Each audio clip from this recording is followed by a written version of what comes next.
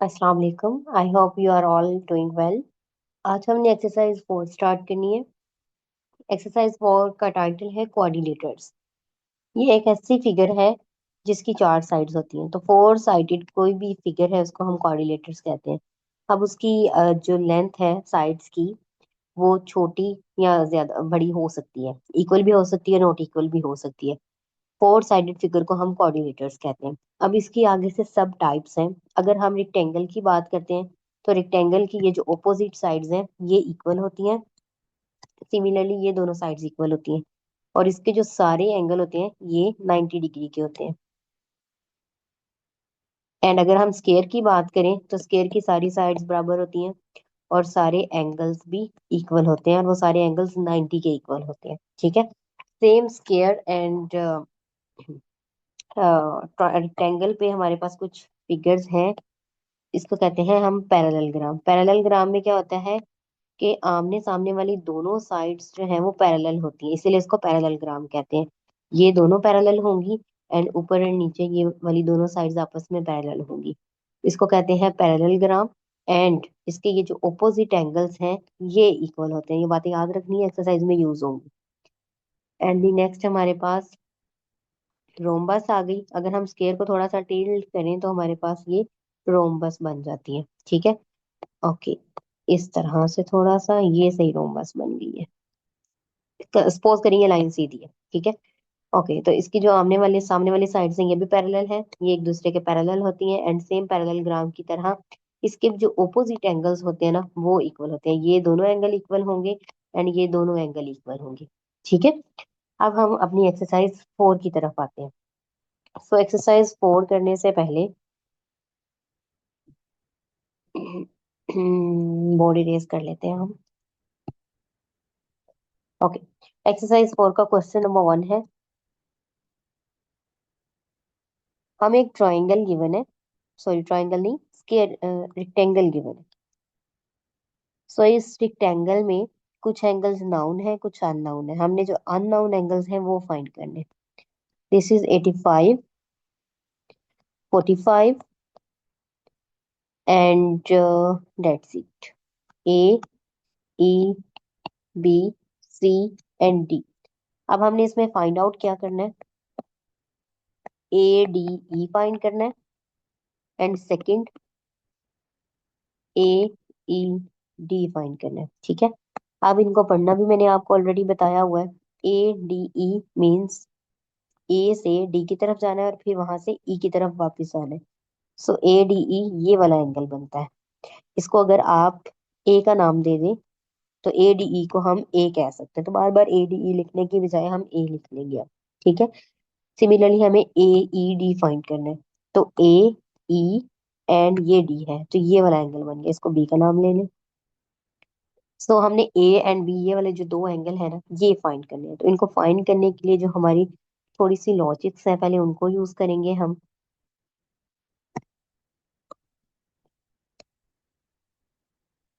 ये हमारे पास ट्राइंगल है जो पैरेट कलर में है। सो ट्राइंगल के जो एंगल्स का सम होता है टोटल वो कितना होता है? 180।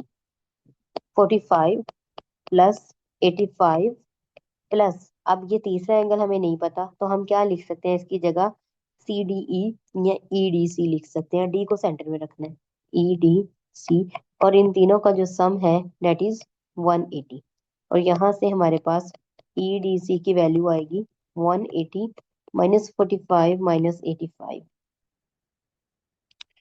That is 50।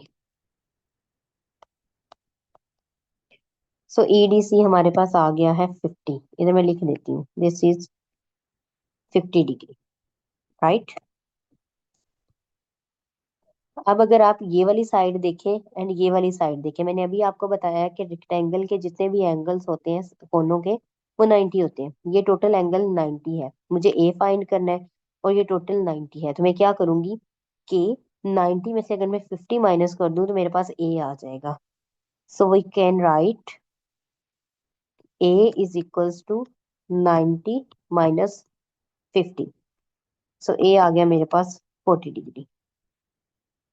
ओके, अभी तक हमने एक ट्रायंगल वाला लॉ यूज किया है और दूसरा हमने ये यूज किया है कि रेक्टेंगल के जो सारे एंगल्स हैं वो सेम होते हैं और वो सारे के सारे 90 डिग्री होते हैं। ठीक है। ओके, अब हमें बी एंगल भी फाइंड करना है। ये आ गया मेरे पास, ए आ गया 40, ये वाला हमारे पास 90 है। सारे कोनों के एंगल 90 होंगे ना, बी फाइंड करना है। तो बी कैसे फाइंड कर सकते हैं हम? ट्रायंगल का लगा के सारे इंटीरियर एंगल्स का सम एक ट्रायंगल के 180 होता है। ये 180 आ गया। यहाँ से बी की वैल्यू आ जाएगी -90 -40, तो बी इज इक्वल्स टू 50 आ गया। तो अभी तक जितनी भी चीजें हमने यूज की हैं वो ट्रायंगल की भी हो सकती हैं, रेक्टेंगल की या स्क्वायर की भी हैं।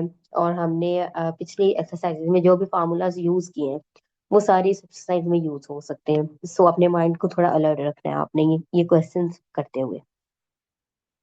ओके, सो फर्स्ट क्वेश्चन हमारा कंप्लीट हो चुका है। अब हम मूव करते हैं अपने सेकंड क्वेश्चन की तरफ। ये मैं रेज कर रही हूँ।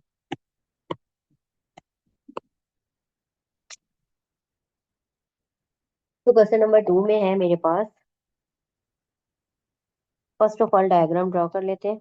अगेन मेरे पास ये एक रेक्टेंगल दिया हुआ है, बिल्कुल सीधी line. Okay,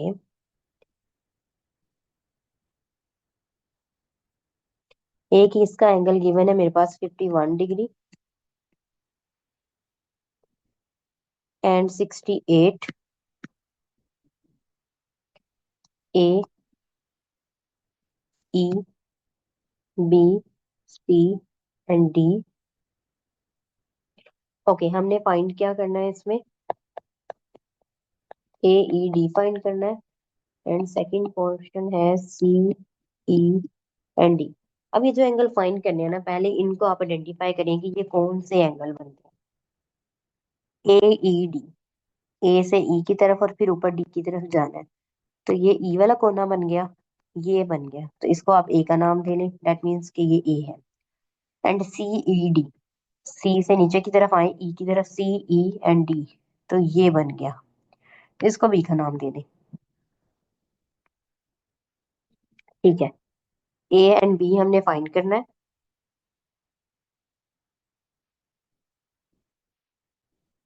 this is B.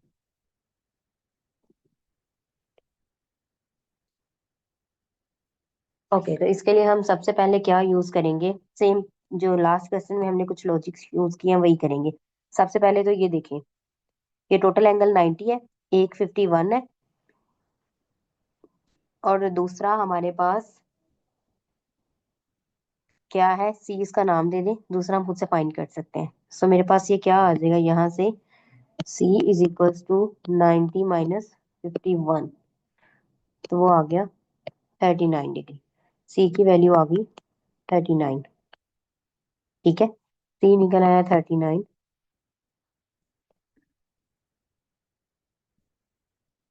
अब आप इस ट्रायंगल को नोटिस करें। ये ट्रायंगल क्या बनती है? A plus 51 plus 90 which is equals to 180। यहाँ से ए की वैल्यू निकल सकती है। सो ए की वैल्यू यहाँ से आती है, आप 51 एंड 90 को दूसरी साइड पे ले जाए, माइनस हो जाएगा, तो ए आ गया 39। ठीक है। सिमिलरली अगर हम दूसरी ट्रायंगल देखें, और हमने क्या फाइंड करना है? बी फाइंड करना है, तो बी के लिए हम ये वाली ट्रायंगल ले सकते हैं। इस ट्रायंगल में क्या क्या चीजें हैं? 68 है plus 39 plus B is equals to 180। तो जब आप इसको सॉल्व करेंगे, 68 एंड 39 को दूसरी साइड पे ले जाएंगे, तो बी विल बी 73। इसमें हमने कौन सा यूज किया है लॉ? एक तो ट्रायंगल वाले ट्रायंगल के एंगल्स का सम हमने 180 यूज किया है। एंड सेकंड हमने क्या यूज किया है कि इसके जो सारे कोने हैं एक रेक्टेंगल के, वो 90 का एंगल बनाते हैं। यही वाले सेम दो लॉ हमने पिछले क्वेश्चंस में भी यूज किए थे। ओके, अब यहाँ मैं आपको एक बात बता दूं, जो भी एक 4 साइडेड फिगर होती है उसके अंदर वाले सारे एंगल्स का जो सम होता है वो 360 होता है। एक ट्रायंगल के इंटीरियर एंगल्स का सम 180 होता है। उसकी 3 साइड्स होती हैं, अगर वो साइड्स 4 हो जाए तो उसके अंदर वाले एंगल्स का सम 360 होता है। ये आपने माइंड में रखना है। Okay, moving forward to the next question which is question number 3। ये भी इन्हीं कॉन्सेप्ट के ऊपर बेस कर रहा है, लेकिन ये थोड़ा सा डिफरेंट है।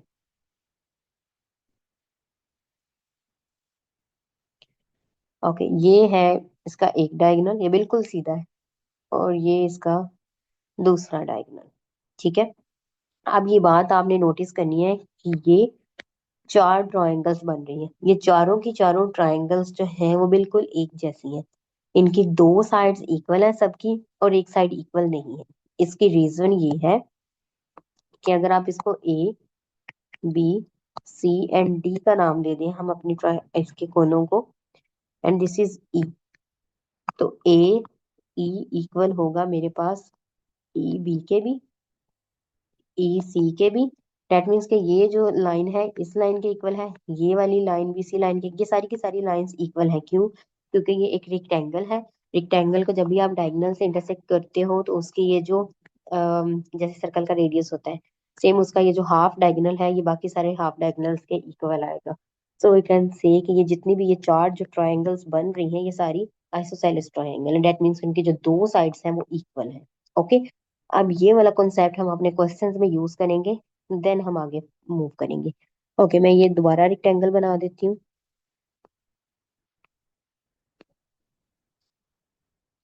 तो हमारे पास एक एंगल गिवन है, दिस इज 63, एंड और कुछ भी नहीं है, ये ई है गिवन हमें। That's it. हमने फाइंड क्या करना है, वन में है B E C, and two में है मेरे पास C D and E. So identify करते हैं बी ई सी क्या है। A B C and D. B से जाना है ई पे और ई से जाना है सी पे, ये वाला एंगल बनता है, इसको ए का नाम दे लें, this is A. Similarly C D E, C D and यहाँ से ई पे आना है, तो ये वाला एंगल बनता है, इसको बी का नाम दे दें। अब ये दो एंगल हमने फाइंड आउट करने हैं। ठीक है।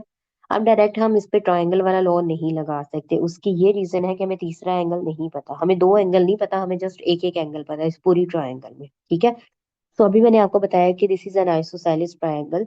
तो अगर 63 है एंगल, तो जो नेक्स्ट वाला एंगल है वो क्या होगा, ये भी 63 होगा बेस वाला। सो यहाँ से हम ए इजीली निकाल सकते हैं। Okay, 63 plus 63 plus A which equals to 180। So A का जो मेरे पास आंसर आया 180 minus 2 times 63, A is equals to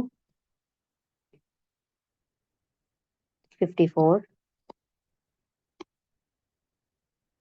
okay, B रह गया अब हमारे पास।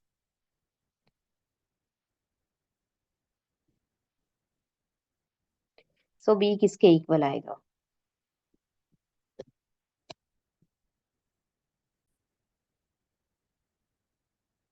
सो इस रेक्टेंगल में अब हम कंसीडर करेंगे एक स्ट्रेट लाइन, ये वाली स्ट्रेट लाइन कंसीडर करें। इस स्ट्रेट लाइन को मैं दोबारा से अलग से ड्रॉ करती हूँ। दिस इज डी, ये पॉइंट है ई, एंड देन बी। ठीक है। ये ई के ऊपर ये इस तरह से लाइन जा रही है। हाफ डायग्राम बनाइए आपको समझाने के लिए। ठीक है। ये हाफ रेक्टेंगल मैंने बना दिया। अब ये वाला जो एंगल है ई, ये हम फाइंड कर चुके हैं, दिस इज 54, एंड ये वाला एंगल हमें अभी नहीं पता, we don't know about it. हम ये फाइंड करने में इंटरेस्टेड नहीं है, लेकिन हमें ये फाइंड क्यों करना पड़ा है, आप इस डायग्राम पे मूव करें। हमें बी चाहिए, तो बी के लिए दो एंगल तो होने चाहिए ना, सो डैट कि हम इंटीरियर एंगल वाला फॉर्मूला अप्लाई कर सकें। यहाँ पे हमारे पास एक एंगल है, सो दूसरे को भी हम बी कह सकते हैं, being the isosceles triangle, but B तो हमें पता ही नहीं है। अगर आप 2 टाइम्स बी करोगे भी तो तीसरा एंगल उसमें ऐड करेंगे तो 180 बनेगा ना, तीनों के तीनों अननोन एंगल्स को ऐड करके तो एक एंगल नहीं निकलेगा। तो हमें ये ई पे जो एंगल बना हुआ है ये लाजमी निकालना पड़ेगा। ये निकल आएगा तो हमारी बी की वैल्यू आ जाएगी। ठीक है। तो इसको देखने के लिए हम कंसीडर करेंगे इन दिस स्ट्रेट लाइन। अब ये स्ट्रेट लाइन बन रही है डी ई एंड बी। इस स्ट्रेट लाइन के ऊपर आपको पता है कि एक स्ट्रेट लाइन के ऊपर एंगल्स जो है वो सप्लीमेंट्री होते हैं। डेट मीन्स के 54 प्लस, इसको कोई नाम भी दे सकते हैं, कोई नाम आप नहीं देना चाहते तो आप उसको डी ई सी भी लिख सकते हैं, फिर भी वो यही वाला एंगल कंसीडर किया जाएगा, डी ई सी। ठीक है। Is equals to 180। अब एक स्ट्रेट लाइन पे एंगल सप्लीमेंट्री होते हैं, तो ये इसकी वैल्यू आ गई मेरे पास 180 माइनस 54 विच इज 126। तो मेरे पास एक वैल्यू और आ गई है विच इज 126। अब दो एंगल सेम है एंड ए की वैल्यू मुझे पता चल चुकी है, दैट मीन्स कि मैं बी की वैल्यू इजीली निकाल सकती हूँ। 2b plus 126 is equal to 180। अब जब आप यहाँ सिंप्लीफाई करेंगे, 126 को दे ले जाए, फिर 2 को डिवाइड कर दिया, तो मेरे पास बी का जो फाइनल आंसर आता है डेट इज 27। तो हमने कौन से लॉ इसमें यूज किए? एक तो ट्रायंगल वाला लॉ यूज किया है, अगेन स्ट्रेट लाइन वाला लॉ यूज किया है, डेट्स इट, दो ही लॉ यूज की। ठीक है। ओके, आज के लिए बस 3 क्वेश्चंस काफी हैं ये, बाकी के रेस्ट ऑफ जो 3 क्वेश्चंस हैं वो हम नेक्स्ट लेक्चर में करेंगे। ओके, अल्लाह हाफिज।